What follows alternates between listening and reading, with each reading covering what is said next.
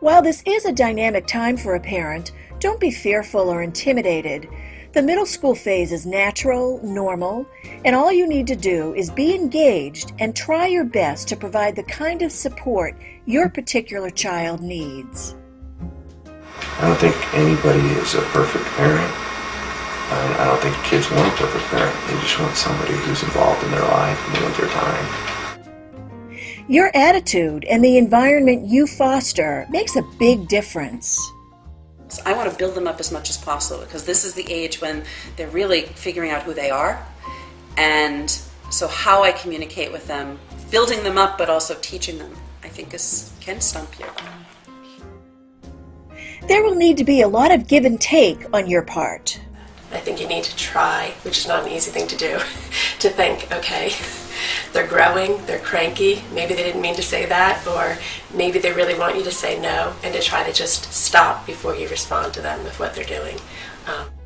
And it is thrilling to see them develop and grow. The other way they changed is, for the good, is they certainly became more independent. And at first I was like, oh gosh, they're not consulting me on this. Then I realized this is a good thing, they're making decisions on their own. And we know middle school is a very social time for kids. It's been a great experience for him to, I think, kind of grow and learn to meet new people and forge new relationships. It was a great experience for him. He just was thrilled to meet all these new people and have all these new experiences.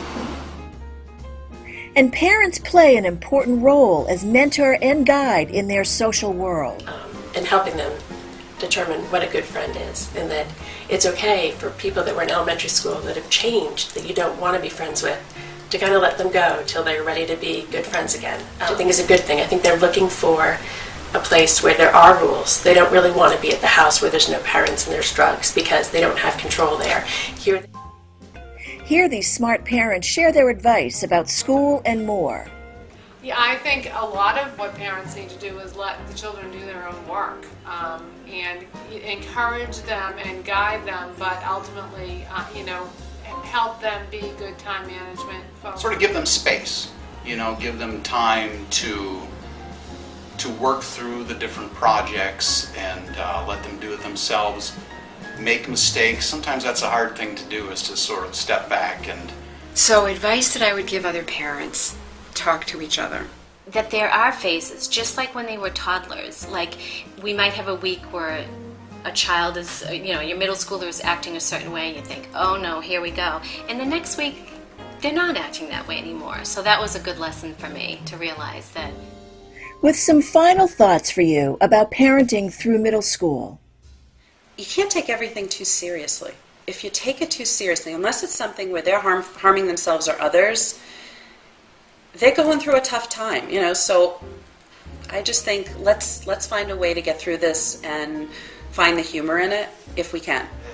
Not to be too worried about it. The things kind of take care of themselves. I think you have to take a deep breath a lot of times. As a parent, you've got to want to try and stay involved. Everything that you hear about middle school kids is not always positive, and there are so many positive things. So please read on as we share more information about how parenting changes in the middle school years.